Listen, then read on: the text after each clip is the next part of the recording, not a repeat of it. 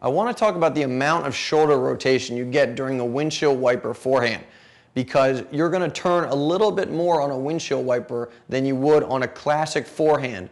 And one of the reasons for that extra shoulder turn is that it allows you to decelerate the racket smoothly. On my classic forehand, which is over to my right, when I hit, I bring the racket up over my shoulder. And because the racket is over my shoulder, it can get behind me and it gives me a decent amount of time to slow the racket down. But on the windshield wiper, if I hit and then I stop rotating, the racket and my arm are going to run into my body because I'm turning over and finishing low. So what I need to do, my windshield wiper is over to my left here, is continue my upper body rotation and get my racket to my other side, my right side in this case, since I'm a lefty. And because the racket is off to my side, I can get it behind me and give myself more time to decelerate the racket. So if we now clip to the side view, again, same split screen relationship. On the classic forehand, the racket comes up over my shoulder and it gets behind me, so I can decelerate it without having to turn because the racket is over my shoulder.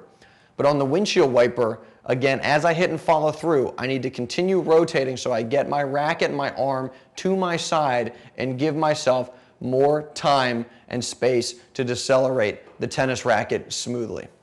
One final point I want to make about the windshield wiper forehand is that you can still hit this shot if you are unable to continue your shoulder rotation, but you have to change your follow through and hit what's called a reverse forehand.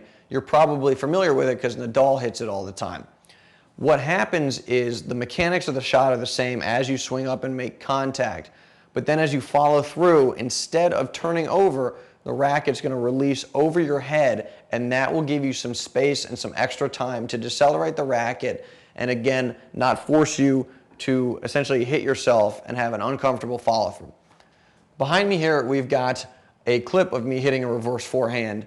And as I come out and hit, again, because I can't rotate, my footwork in this case has prevented me from positioning myself in a way that allows me to continue my rotation. As I follow through, instead of turning over, the racket releases over my head, and that's going to give me, like I just said, more time and more space to decelerate the racket smoothly. Oh.